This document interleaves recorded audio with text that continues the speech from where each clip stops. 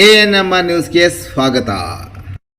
ಭಾವನಾ ಆಸ್ಪತ್ರೆ ನಗರಸಭೆ ಹಿಂಭಾಗ ಎನ್ಆರ್ ಬಡಾವಣೆ ಚಿಂತಾಮಣಿಯಲ್ಲಿ ಸಂಪೂರ್ಣ ಡೆಲಿವರಿ ಹಾಗೂ ನವಜಾತ ಶಿಶು ಆರೈಕೆ ಎನ್ಐಸಿಯು ಸೌಲಭ್ಯ ಸಮೇತ ಒಂದೇ ಸ್ಥಳದಲ್ಲಿ ಸಂಪೂರ್ಣ ಚಿಕಿತ್ಸಾ ಸೌಲಭ್ಯ ನೀಡುವ ಏಕೈಕ ಆಸ್ಪತ್ರೆ ಭಾವನಾ ಆಸ್ಪತ್ರೆಯಾಗಿದ್ದು, ಆಧುನಿಕ ಮೂಲ ಸೌಕರ್ಯ ಮತ್ತು ನವೀನ ಸೌಲಭ್ಯಗಳು, ಎಲ್ಲ ರೀತಿಯ ಇನ್ಶೂರೆನ್ಸ್ ಸೌಲಭ್ಯಗಳು, ಕ್ಯಾಶ್ಲೆಸ್ ಇನ್ಶೂರೆನ್ಸ್ ಸಹಿತ ಸೌಲಭ್ಯಗಳು ಸಿಗಲಿದೆ.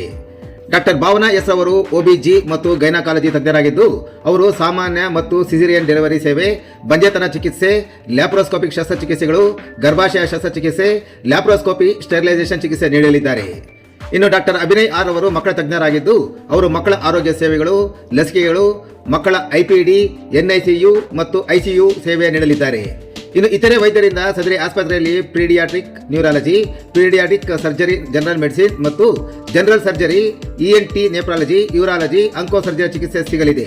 ಇನ್ನು ಹೆಚ್ಚಿನ ವಿವರಗಳಿಗೆ ಸಂಪರ್ಕಿಸಿ ಭಾವನಾ ಆಸ್ಪತ್ರೆ, ನಗರಸಭೆ ಹಿಂಭಾಗ, ಎನ್ಆರ್ ಬಡಾವಣೆ, ಚಿಂತಾಮಣಿ. ಮೊಬೈಲ್ ಸಂಖ್ಯೆ 7899001345.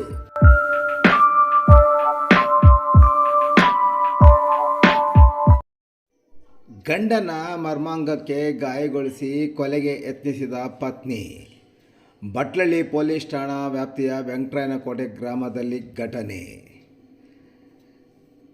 ಜಗಳದ ಬಳಿಕ ಮಲಗಿದ್ದ ಗಂಡನ ಮರ್ಮಾಂಗಕ್ಕೆ ಹೆಂಡತಿ ಕಾಲಿನಲ್ಲಿ ಒದ್ದು ಹಲ್ಲಿನಿಂದ ಕಚ್ಚಿ ಕೊಲೆಗೆ ಯತ್ನಿಸಿರುವ ಘಟನೆ ಚಿಂತಾಮಣಿ ತಾಲೂಕಿನ ಮುಂಗಾನಹಳ್ಳಿ ಹೋಬಳಿ ವೆಂಕಟರಾಯನಕೋಟೆ ಗ್ರಾಮದಲ್ಲಿ ಕಳೆದ 2 ದಿನಗಳ ಹಿಂದೆ ನಡೆದಿದೆ. ಟ್ರ್ಯಾಕ್ಟರ್ ಚಾಲಕನಾಗಿರುವ ಮುನೀಂದ್ರ ಹಾಗೂ ವರ್ಷ ಅದೇ ಗ್ರಾಮದವರಾಗಿದ್ದು, ಕಳೆದ 5 ವರ್ಷಗಳಿಂದ ಪರಸ್ಪರ ಪ್ರೀತಿಸಿದ್ದು, ಕಳೆದ 2 ವರ್ಷಗಳ ಹಿಂದೆಯಷ್ಟೇ ಪೊಲೀಸ್ ಠಾಣೆಯಲ್ಲಿ ವಿವಾಹ ಆಗಿದ್ದರು ಎನ್ನಲಾಗಿದೆ. ಮದುವೆ ಬಳಿಕ ಇಬ್ಬರ ನಡುವೆ ವೈಮನಸ್ಯ ಬೆಳೆದು ಹಲವಾರು ಬಾರಿ ಗಲಾಟೆ ಮಾಡಿಕೊಂಡು ಬಟ್ಲಳ್ಳಿ ಪೊಲೀಸ್ ಠಾಣಾ ಮೆಟ್ಟಿಲು ಏರಿದ್ದರು ಎನ್ನಲಾಗಿದೆ. ಇತ್ತೀಚೆಗೆ ವಿಚ್ಛೇದನ ನೀಡುವಂತೆ ವರ್ಷ ಗಂಡನನ್ನು ಪೀಡಿಸುತ್ತಿದ್ದಳು ಎನ್ನಲಾಗಿದೆ. ಇದೇ ವಿಚಾರಕ್ಕೆ ಪದೇ ಪದೇ ಗಂಡ ಮತ್ತು ಹೆಂಡತಿ ಜಗಳ ಮಾಡಿಕೊಳ್ಳುತ್ತಿದ್ದು, ಹಲವಾರು ಬಾರಿ ಗಲಾಟೆ ಮಾಡಿಕೊಂಡು ಬಟ್ಲಳ್ಳಿ ಠಾಣೆಗೆ ಹೋದರೆ ಮಧ್ಯವರ್ತಿಗಳು ಮತ್ತು ಪೊಲೀಸರು ಗಂಡ ಹೆಂಡತಿಯನ್ನು ಸಮಾಧಾನಪಡಿಸಿ ಕಳಿಸುತ್ತಿದ್ದರು ಎನ್ನಲಾಗಿದೆ. ಡೈವರ್ಸ್ ಕೊಡಲು ಒಪ್ಪದ ಗಂಡ ಮನೆಯಲ್ಲಿ ಮಲಗಿದ್ದಾಗ ಆತನ ಮರ್ಮಾಂಗಕ್ಕೆ ಒದ್ದು ಪತ್ನಿ ನಂತರ ಹಲ್ಲುಗಳಿಂದ ಕಚ್ಚಿ ಕೊಲೆ ಯತ್ನ ನಡೆಸಿದ್ದಾಳೆ. ಬಳಿಕ ಮುನೀಂದ್ರ ಆಂಬ್ಯುಲೆನ್ಸ್ಗೆ ಕರೆ ಮಾಡಿ ಚಿಂತಾಮಣಿ ಸಾರ್ವಜನಿಕ ಆಸ್ಪತ್ರೆಯಲ್ಲಿ ದಾಖಲಾಗಿದ್ದಾನೆ. ಗಂಡ ಆಸ್ಪತ್ರೆ ಸೇರುತ್ತಿದ್ದಂತೆ ಭಯಭೀತರಾದ ವರ್ಷ ಸಹ ವಿಷ ಸೇವಿಸಿ ಸಾವಿಗೆ ಯತ್ನಿಸಿದ್ದಾಳೆ.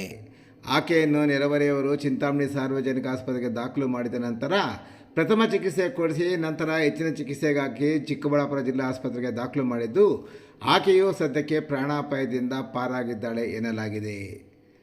ಮದುವೆಯಾದ ಪ್ರಾರಂಭದಲ್ಲಿ ವರ್ಷ ತವರು ಮನೆಯಲ್ಲೇ ವಾಸವಿದ್ದು, ಇತ್ತೀಚೆಗೆ ಗಂಡನ ಮನೆಗೆ ಬಂದಿದ್ದಳು ಎನ್ನಲಾಗಿದೆ. ಗಂಡ ಹೆಂಡತಿ ನಡುವೆ ಸಣ್ಣ ಪುಟ್ಟ ವಿಚಾರಕ್ಕೆ ಗಲಾಟೆಗಳು ನಡೆಯುತ್ತಿದ್ದು, ಗಂಡನ ಸಹವಾಸವೇ ಬೇಡ ಎಂದು ಮಾಂಗಲ್ಯ ಸರ, ಕಾಲುಂಗರ ಬಿಚ್ಚಿ ಬೀದಿಯಲ್ಲಿ ಎಸೆದಿದ್ದಳು ಎನ್ನಲಾಗಿದೆ.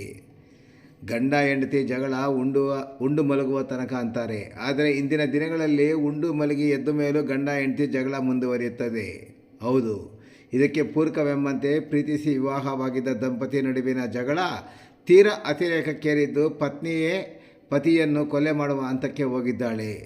ಅದೃಷ್ಟವಶಾತ್ ಪತಿ ಪ್ರಾಣಾಪಾಯದಿಂದ ಪಾರಾಗಿದ್ದಾನೆ.